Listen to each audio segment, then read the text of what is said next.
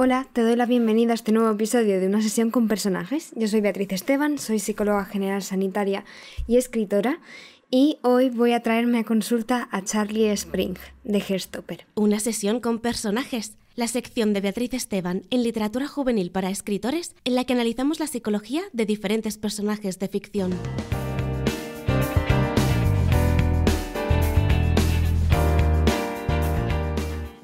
Heartstopper es una serie que en el momento en el que salió nos conmovió a muchas personas por la historia de amor que habla, la cercanía con la que la cuenta, y al menos en mi opinión personal, cuando vi la serie tras haber leído los cómics, porque de eso también hablaremos, me dejó con esa sensación de calidez y de nostalgia de lo que realmente era ser adolescente. Y me parece que Alice Oseman, no sé si estoy pronunciando bien su apellido, porque me doy cuenta de que es la primera vez que lo pronuncio en voz alta y no en mi cabeza. Eso me suele pasar a menudo. Pero una de las cosas que me gusta de la autora es que desde el primer momento en el que lanzó estos cómics en Webtoon, que para quien no los conozca, Heartstopper son una serie de cómics, ahora mismo creo que tienen 4 volúmenes, que se empezó a publicar en 2018 y que cuenta de una manera muy cercana la historia de amor entre dos adolescentes llamados Charlie y Nick. Yo quería hablar de Charlie, no del Charlie que hemos conocido en la gran pantalla, porque es verdad que el primer volumen ha sido adaptado hace más o menos poco, no sé si fue el año pasado, pero sí que es cierto que se acerca ahora más la segunda temporada, y en la primera temporada adaptaron ese primer volumen, ¿no? Todavía no vamos a ver en la gran pantalla, creo, depende un poco de cómo sea la adaptación, pero todavía no vamos a ver lo que creo que es importante hablar hoy, pero sí que me parecía importante, valga la redundancia, hablar de estos temas y hablar de la manera en la que Alice Oseman la ha acercado al lector y ha normalizado el tema de la salud mental de una forma tan importante.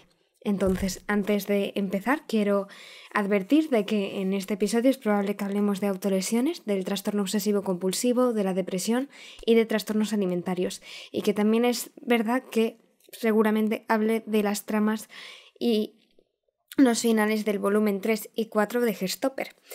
Los volúmenes 3 y 4 de Heartstopper no sé si todavía siguen de forma gratuita en la web de tapas, pero si es así puedes ir a echarles un ojo, porque es una de esas obras que se leen en un suspiro, pero se te queda en el corazón durante más tiempo. Entonces esta es la advertencia de que si es algo que te interesa conocer antes de escuchar este podcast, puedes ir a leerlos o puedes hacerte con los últimos volúmenes, ¿no? El 3 y el 4 especialmente. Y si no, pues en este episodio hablaremos de las cosas que ocurren ahí, porque creo que son las más determinantes en cuanto a la salud mental y las que creo que es más importante analizar y más interesante analizar en este episodio. También te digo, y como una forma de tranquilizarte, yo leí estos cómics hace muchos años y había detalles acerca de la trama que había olvidado. Este fue uno de ellos. De hecho, Laura fue la que me propuso que hablara de Heartstopper por este elemento, y tuve que releérmelo para acordarme de cómo se trataba, cómo se cuidaba el tema de la salud mental, cómo era la trama. Entonces, yo es que soy muy olvidadiza, yo soy consciente de eso, de que sé la sensación que me dejaron los libros y las historias que consumo, pero me cuesta mucho acordarme de qué fue exactamente lo que me hizo sentir así. Con lo cual, si este es tu caso, bienvenida al club, y no te preocupes porque, como digo, creo que se puede disfrutar igual de la serie y de los cómics, incluso con lo que vamos a hablar ahora o con lo que pueda destripar en este episodio del podcast. Entonces, sin más preámbulos, vamos a dejar que Charlie Spring pase a consulta. He de admitir que, igual que en otros episodios he dicho que habría personajes con los que yo no podría trabajar o me costaría mucho trabajar, y seguramente acabaría derivando a alguna otra compañera porque creo que les podrían ayudar de mejor forma de lo que yo lo haría. Sí que creo que Charlie Spring está dentro de los pacientes con los que me he especializado más y las patologías con las que me he especializado más, además de tener el perfil de pacientes con los que trabajo, adolescentes, jóvenes, adultos, y problemas relacionados con el mundo emocional, con muchas heridas traumáticas como puede ser el bullying y es que no sé cómo describirlo, ¿no? La necesidad o cómo fue forzado Charlie durante mucho tiempo a mantenerse dentro del armario. eso al final también puede ser una herida traumática, porque una parte de ti es anulada, es negada, es rechazada, es apartada, y ese tipo de heridas, las consecuencias que derivan de ella, que suelen tener mucho que ver, como decía, con el mundo emocional y a veces con formas de lidiar con ese dolor. Y ahí es donde entra todo lo que he mencionado anteriormente, ¿no? De las autolesiones, el trastorno obsesivo-compulsivo, síntomas depresivos, síntomas de ansiedad, síntomas de trastornos alimentarios, todo lo que englobaría estos trastornos que a la base al final tienen un componente emocional muy alto. Todos son maneras en las que intentamos sentir algo diferente a lo que nos está haciendo sufrir o solucionar aquello que nos está haciendo sufrir. Por eso digo que justo Charlie sería uno de los pacientes o de los perfiles con los que más estoy acostumbrada a trabajar, y he tenido pacientes que me han recordado mucho a Charlie también. Ahora es cuando voy a empezar a hablar de cosas que tienen un poquito de spoilers acerca de ese volumen 3 o 4, porque engloba un poco de los dos de Heartstopper. Pero digamos que durante los primeros 3 volúmenes la historia se enfoca sobre todo en cómo Nick y Charlie van descubriendo sus sentimientos hacia el uno por el otro, ¿no? Y cómo van navegando su relación una vez que están juntos, todas las cosas a las que se tienen que enfrentar, todos los dilemas, todos los miedos, todos los momentos bellos también. Durante este primer volumen, el conflicto central sería la lenta comprensión que van haciendo acerca de sus sentimientos, y una de las cosas que también me gustó muchísimo y que se vio muy bien representada en la pantalla fue cómo Nick se daba cuenta de que era bisexual y de que estaba sintiendo algo muy profundo, un vínculo hacia Charlie. El segundo volumen centra un poco la trama alrededor de la lucha interna que está teniendo Nick para comprender su sexualidad. Y sí que creo que ahora mismo no estoy muy segura de cuál fue la adaptación de la serie, pero sí que es posible que no fuera el primer volumen, sino que fueran estos dos. El tercer volumen, que es lo que veremos en esta nueva adaptación, es donde empieza a haber muchas pinceladas acerca de la concienciación sobre la salud mental. El conflicto central es que Nick se sienta cómodo con la idea de empezar a contar en el instituto que está saliendo con Charlie y, en consecuencia, hacer evidente su orientación sexual. La pareja busca la mejor manera de decírselo a sus amigos y también al resto de la clase, y Charlie decide que no se lo va a contar a su amigo Tao sobre Nick de inmediato por temor a que lo pueda exponer, no sin darse cuenta. Lo que lleva a tener conflictos, ¿no?, entre estos amigos. Y hay una escena muy importante en la que se ve a Charlie desmayarse por no haber comido nada en todo el día. Este primer evento ya empieza a despertar sospechas en Charlie, pero de alguna manera el cómic sigue siendo, el enfoque del cómic o el enfoque de la trama sigue siendo todo esto acerca de transitar su relación y lo que está ocurriendo en ese momento en el instituto. Pero sí que hay varias escenas en el cómic en el que se ve que Charlie empieza a preocuparse por los comentarios que hace Nick. Algunos de estos comentarios que podemos encontrar son, por ejemplo, un momento en el que Nick le propone a Charlie si quiere un helado, y él enseguida se pone nervioso y empieza a decir que está muy lleno de la comida y que no le apetecería, que no tiene mucha hambre. En ese momento Nick, me estoy liando todo el rato, Nick se sorprende porque le intenta decir, ¿no?, que ha visto que no ha comido mucho. Y la respuesta de Charlie es enseguida justificarte, saltar, decir, claro que sí he comido, no me has visto, estaba comiendo suficiente. No lo dice con esas palabras, pero a mí me gusta mucho cómo está representado este fragmento en el cómic, porque habla de cómo las personas con un trastorno de la conducta alimentaria niegan o intentan justificar todas las decisiones alimentarias que hacen. En primer momento, en primer lugar, tenemos esta parte de no, estoy muy llena de la comida, cuando es probable que hayan pasado horas de la comida y que esa sensación de hinchazón o de estar lleno ya hubiera pasado. O independientemente de estar lleno o no, seguramente cuando estás con tu pareja y estáis en la playa y te ofrece un helado, muchas personas no considerarían si están llenos o no de la comida que han tenido hace tiempo. Pero para Namaste Inri no solo que ya se deja entrever que esto es posible que no sea real y que sea una excusa, sino que Charlie insiste en que no le ha visto comer mucho. Nick insiste en que no le ha visto comer mucho, y enseguida Charlie responde negando que sí, que claro que ha comido, y poniéndose mucho más nervioso. En ese momento es Nick el que empieza a buscar información acerca de los trastornos de la conducta alimentaria en Internet, porque hay algo que no le cuadra con el comportamiento que está viendo en Charlie. Cuando le confronta acerca de esto, Charlie dice que le daba vergüenza hablar acerca de lo que le pasaba porque era una cosa de chicas, y deciden que van a contárselo a sus padres, pero surgen diferentes impedimentos en el camino y vuelven a centrarse mucho en su relación y parece que eso pasa a un segundo plano, hasta que volvemos a encontrar momentos en los que, por ejemplo, Charlie empieza a entrar en pánico a la hora de comer y busca refugio llamando a Nick. Hay una cosa que a mí me llega mucho al corazón, que es son cosas de chicas, son cosas de niñas, a mí no me pasa nada, yo no tengo ningún problema. Esta manera en la que muchas veces las personas que están sufriendo un trastorno de la conducta alimentaria se niegan a sí mismas que puedan tener un problema real. En hombres pasa mucho más porque hay un cierto estigma alrededor del trastorno de la conducta alimentaria, como esta idea de que solo lo tienen las chicas que quieren verse guapas y verse delgadas y ser como las modelos, pero es que hasta diría que en mujeres y en cualquier tipo de género existe este estigma también. No puedo decir cuántas veces he escuchado cosas como: con lo guapa que eres, con lo lista que eres, solo tienes que comer, si tú estás bien, si yo no te veo mal, si tienes un buen cuerpo, y este tipo de comentarios que invalidan totalmente lo que es realmente un trastorno de la conducta alimentaria. Porque un trastorno de la conducta alimentaria, a la base, no es lo que comes, no es tu cuerpo, no es que quieras parecerte a las modelos, a veces ni siquiera es que quieras adelgazar. Puede aparecer en algún momento esta idea de querer adelgazar y esta idea de querer verse mejor o querer comer mejor incluso, porque ahora hay muchos problemas alimentarios que vienen asociados con ganar salud, comer más sano, el real fooding, todo este tipo de temas.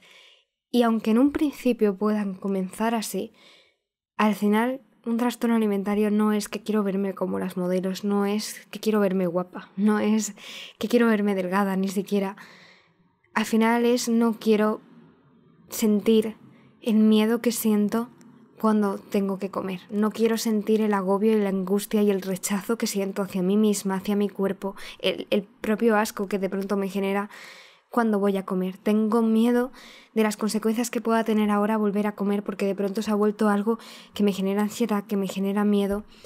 Tengo miedo de quién soy cuando suelto el control, cuando dejo de al menos volcarme en la comida. Al final es una cárcel mental, es más el miedo a las consecuencias que pueda tener comer que comer en sí. Yo siempre lo digo, el problema no es la comida. O sea, la cantidad de gente que me ha dicho: pero vea, si a mí me gusta comer, de verdad, me gusta la comida, nunca me ha dejado de gustar. Y efectivamente, la comida está hecha para que nos guste. El problema nunca ha sido la comida, sino lo que significa la comida. Si de pronto la comida tiene el significado de ser algo horrible, ser algo de estar echándose a perder, de ser algo que supone un riesgo, que supone un fracaso, que supone la falta de control, que supone volverte gorda, y ni siquiera es el problema estar gorda, sino lo que significa para ti estar gorda. Volvemos a lo mismo todo el tiempo. Si la comida de pronto significa pasarlo mal, sentir una culpa inmensa, vas a intentar evitarlo para no sufrir más. Y eso es un poco lo que siento que le pasaba a Nick. A Nick, otra vez, a Charlie. Qué mala psicóloga sería si estuviera cambiando el nombre todo el tiempo, ¿no? Pero siento que es un poco lo que le pasa. Él se niega a tener un problema porque él come. Porque ese es un problema que le pasa solo a las chicas, que seguramente a él está comiendo y a él no le pasa nada y simplemente está muy lleno y simplemente pone excusas y simplemente prefiere evitar comer por lo que en ese momento para él significará comer. Que sería una de las cosas que abordaríamos seguramente en la sesión. Pero tirando un poco del hilo con esto que estoy haciendo en algunos de los episodios de cómo sería una sesión de psicología con Charlie, me imagino que en estas primeras sesiones habría mucho de validarle y entender su sufrimiento, que es un poco lo que adelantaba al principio del episodio, ¿no? Pues claro que después de todo lo que ha pasado, pues claro que después de años en los que tenías que esconder lo que sentías, tenías que esconder lo que eras y fuiste rechazado, fuiste agredido, fuiste humillado por las personas que se suponía que deberían estar para ti, como son los iguales, y aún así estabas siendo obligado a ir al instituto todos los días, a ir al colegio todos los días. A veces, como es algo tan común, que eso es lo duro, que es algo común y cuando no debería serlo, el tema del bullying, tendemos a quitarle importancia. El bullying, el acoso, las burlas, el rechazo. Me da igual cómo lo llames, me da igual el nivel de gravedad que consideres que haya. Todas estas experiencias son experiencias muy incapacitantes y que crean heridas muy traumáticas porque de algún modo tú estás indefenso totalmente, tú estás obligada a ir todos los días a ese lugar donde se te va a rechazar, donde te tienes que esconder, donde vas con miedo, vas con ansiedad y aprendes a convivir con ella o a tragarla. Y estas heridas, de alguna manera, si se quedan encasilladas en esa caja de Pandora durante un tiempo y se quedan sin procesar, van a salir de alguna forma. Y para Charlie seguramente salió de esa forma de tengo tanto dentro y me ha dolido tanto y me he sentido tan mal que cuando de pronto sentir hambre me hace sentir bien, no me voy a quitar eso. O estar agobiado y no tener que comer y sentir esa sensación de falta de control, me lo puedo evitar, lo voy a hacer. Y así es como empieza un trastorno de la conducta alimentaria. Puede que en el caso de Charlie, aquí es cuando no me acuerdo muy bien, pues también tuviera que ver el componente físico. O puede que simplemente, que esto también pasa muchas veces, adelgazas sin querer y todo el mundo empieza por una enfermedad, porque simplemente unas semanas de pronto comes menos por condiciones de la vida y adelgazas un poco y todo el mundo empieza a decirte que qué bien te ve y empiezas a creerte que ese es el cuerpo que te corresponde porque es el cuerpo que la gente valora y empiezas a preguntarte que si ahora vuelves a comer como antes, que si ahora vuelves al peso de antes, vas a perder eso que acaban de darte, vas a perder lo que eres. Y eso también es uno de los mantenedores de un trastorno de la conducta alimentaria, no perder lo bueno que te está dando o que te dicen o que sugieres o que piensas que te está dando el trastorno de la conducta alimentaria. Entonces, una de las primeras cosas que yo hago en sesión, de hecho, el trabajar con trastornos de la conducta alimentaria, porque, por cierto, no lo he indicado al principio, pero creo que lo he comentado en algún episodio también, mi especialidad dentro de la psicología clínica son los trastornos de la conducta alimentaria y los problemas de intensidad emocional o de gestión emocional. Con lo cual, lo que decía, está muy relacionado con estas dos cosas, ¿no?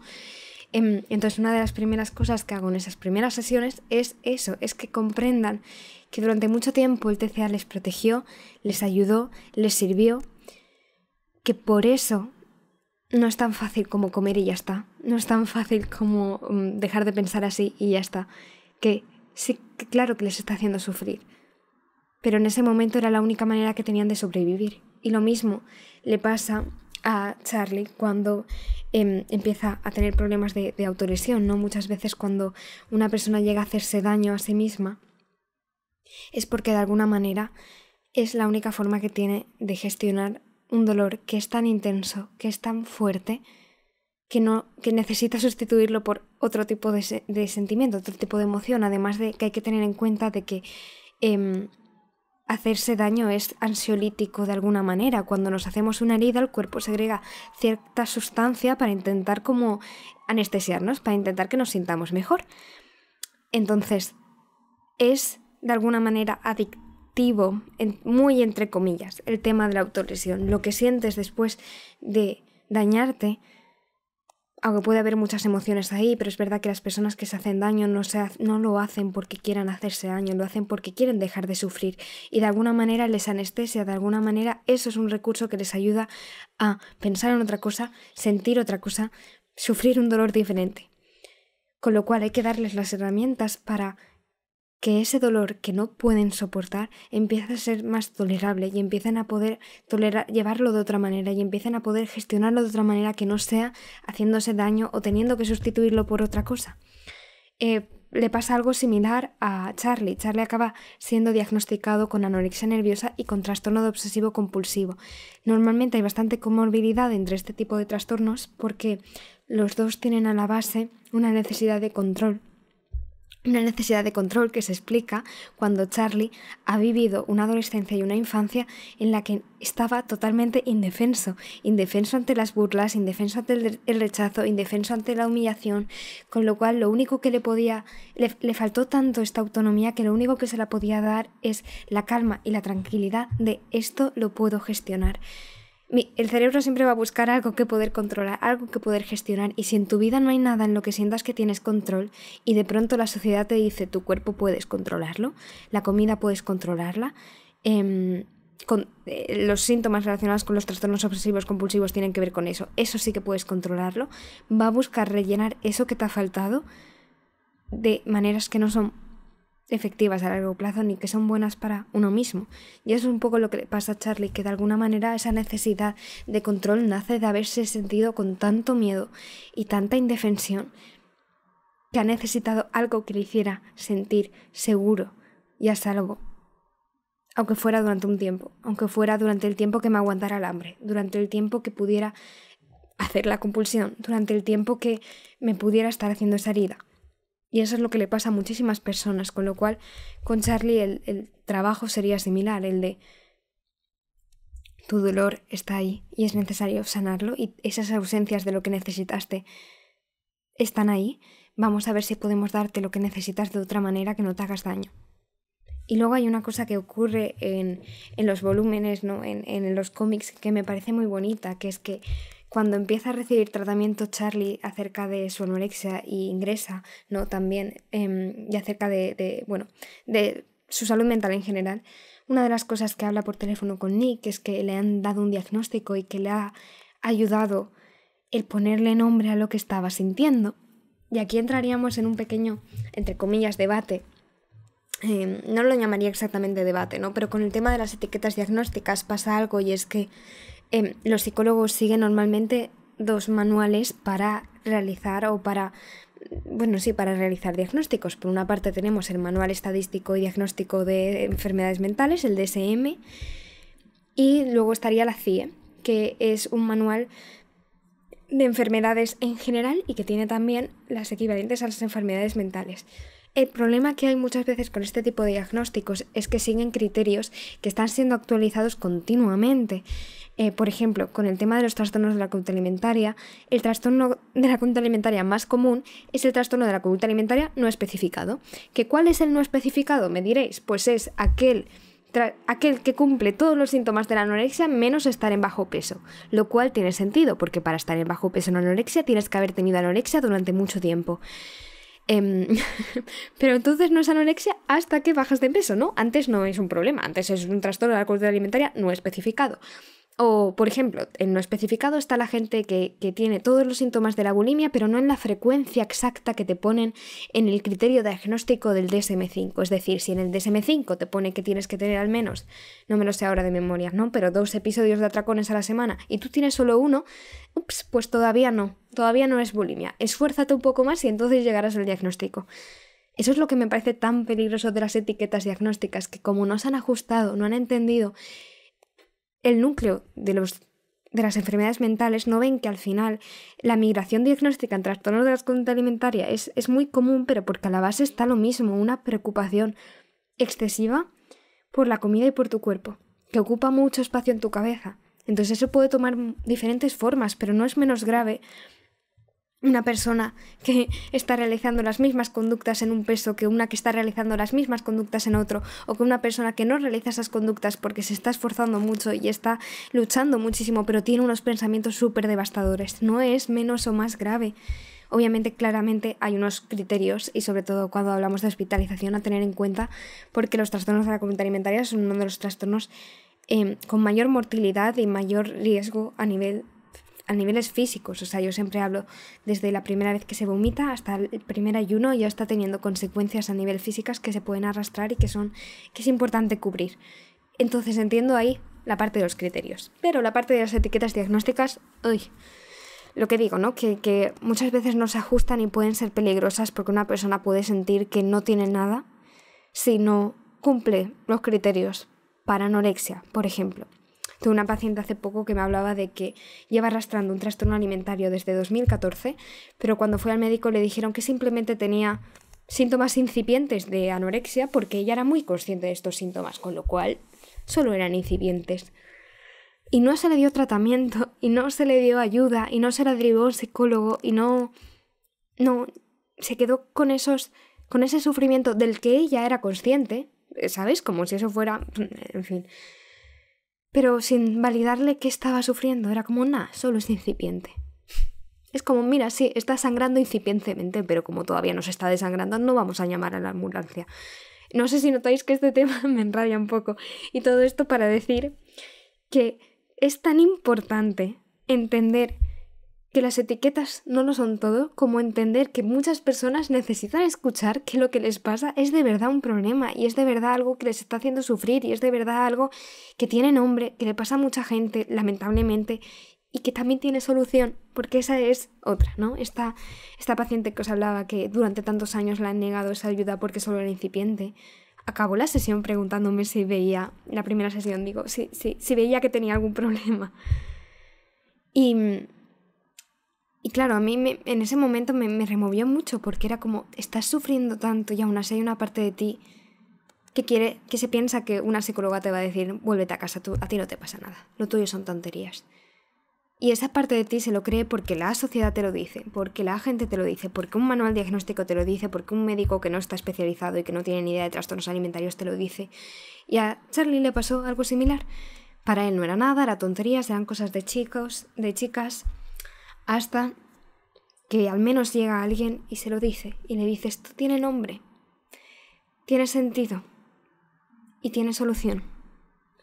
Que esa es otra de las cosas que me parecen tan importantes, que los trastornos de la conducta alimentaria, las autolesiones, el infierno que se vive cuando estás ahí, tienen solución, tienen tratamientos que han sido validados, que las personas se recuperan de verdad, hasta que en la sociedad existe esto de un trastorno alimentario lo arrastras para siempre, y entonces eso no ayuda en nada, pero al final son cosas que se ha demostrado y se ha validado por activa y por pasiva que la gente sana. La gente se recupera, la gente puedes volver a estar bien, no tienes que estar sufriendo así, no tienes que esperar a estar tan mal para pedir ayuda. Porque al final son, como hemos visto en los ejemplos de Charlie, es que son enfermedades que no es como te estás sangrando y llamas a urgencia, es como, son muy sutiles, te intentan convencer de que estás bien, de que no es para tanto, de que no pasa nada, y tú te convences a ti misma y sigues arrastrando eso durante mucho tiempo. Entonces, no me cansaré de decirlo, con estos temas es importante pedir ayuda porque te la pueden dar y porque puedes estar mejor y tener esa vida que mereces. Y eso es lo que me parece tan bonito y tan importante, volviendo al tema en el que hablábamos de Heartstopper y de la historia de Charlie con respecto a los trastornos de la conducta alimentaria, porque este mensaje de puedes sanar, puedes recuperarte, puedes pedir ayuda, necesitas pedir ayuda, la gente va a estar ahí para ti, este mensaje tan importante de tu salud mental es importante.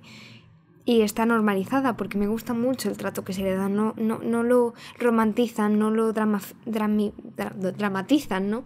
en el cómic, sino que muestran lo que es, muestran lo que hay y muestran una persona que acepta que necesita ayuda, que acepta un ingreso cuando lo necesita, que acepta hablar de ello cuando por fin se da cuenta de que no está bien y no quiere seguir sufriendo así.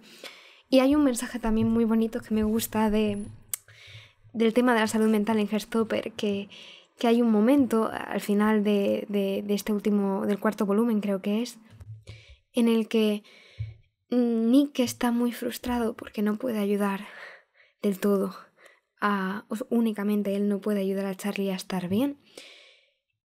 Y además también analiza el tema de la dependencia y cómo había llegado un punto en el que Charlie había llegado a depender únicamente de Nick para mejorar su salud mental, y cómo le dice después la madre de Nick, únicamente contar con una persona para que te ayude, para que te salve, para que te consuele, para que esté ahí, tampoco es sano para ninguno de los dos. Nadie salva a nadie, pero nadie se salva solo. Esa es un poco la conclusión. Nadie va a salvarte y necesitas ayuda y vas a necesitar medios, pero podemos estar ahí para las personas. Y las personas muchas veces necesitan mucho más apoyo que una sola persona. Y eso también es amor, el darte cuenta de que tú solo no vas a ser suficiente para ayudar a esa persona que está sufriendo, pero también te necesita a ti. Y con ese mensaje, que creo que también lo explica muy bonito en el webcomic, y espero, ahora que estoy viendo todo esto y que he repasado todo esto, tengo muchísimas más ganas de esta segunda temporada por si se hablan de estos temas. Y espero que, si tú has tenido un momento para escucharlos, si algo de lo que he hablado te ha resonado, porque siento que he colado a Nick, pero he hablado mucho del tema de los trastornos alimentarios, pero porque me parecía importante y está muy bien retratado en el personaje de Nick. Entonces, ¿de Nick?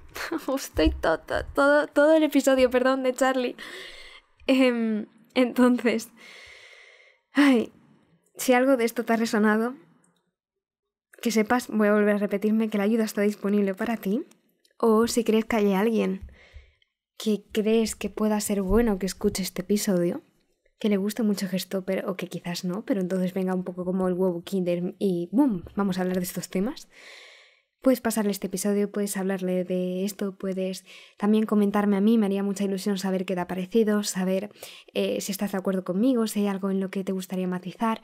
Me gusta mucho recibir el feedback que dais de esta clase de episodios, igual que el feedback de acerca de qué personajes o qué historias pueden venir a mi consulta en el próximo episodio. Y nada, para cualquier cosa que necesitéis, sabéis que podéis encontrarme en redes sociales como @BeatrizEstebanPsico para la cuenta de psicología y también en el correo de bea@literaturajuvenilparaescritores.com. Y nada, nos escuchamos en el próximo episodio de Una sesión con personajes. Hasta pronto.